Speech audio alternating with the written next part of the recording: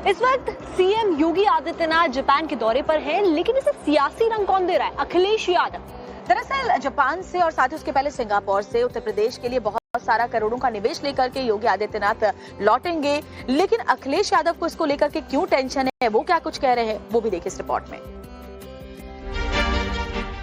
CM Yogi Adityanath Japan में deal पर deal sign कर रहे हैं, बड़ी बड़ी कंपनियों के सीईओ से मिल रहे हैं, यूपी को $1 ट्रिलियन इकोनॉमी की रेस में आगे लेकर जा रहे हैं। लेकिन एसपी चीफ अखिलेश यादव अलग ही सियासी राग अलाप रहे हैं। ये बताओ, मुख्यमंत्री चले गए जापान और देखने गए टोक्यो और क्योटो जा ही नहीं रहे हैं।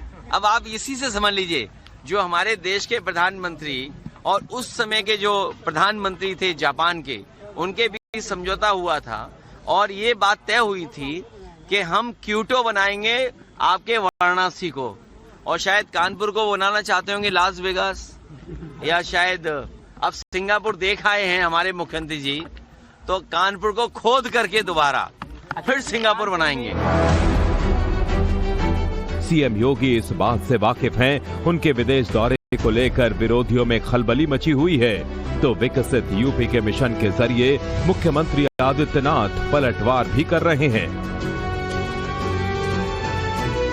या जो प्रस्ताव हमें प्राप्त हुए हैं 1 लाख करोड़ रुपए तक के, और जिसमें 60,000 करोड़ तक के एमओयू यहाँ पे संपन्न हुए हैं, ये सभी यूपी को $1 ट्रिलियन की इकोनॉमी बनाने की दिशा में मील के पत्थर साबित होंगे।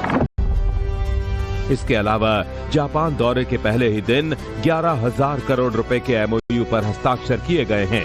सीएम योगी के सिंगापुर दौरे में करीब 1 लाख करोड़ से ज्यादा के निवेश प्रस्ताव मिले। 60,000 करोड़ तक के एमओयू पर समझौता भी हो चुका है। वहीं जापान की तरफ से भी इन्वेस्टमेंट को लेकर बातचीत जारी है। इंडस्ट्री, टेक्नोलॉजी और कंस्ट्रक्शन सेक्टर में बड़े निवेश की उम्मीद है।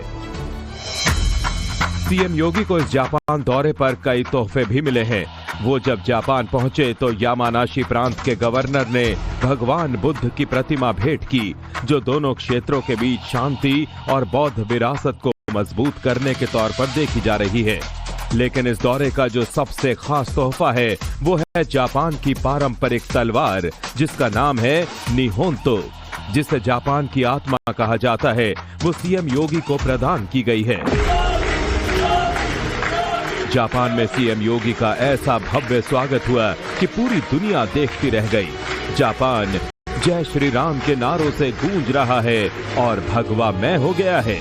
राजधानी टोक्यो में यूपी सीएम ने भव्य रोड शो किया, जिसको देखने के लिए यहां पर रहने वाले भारतीय समुदाय सड़कों पर आ गए।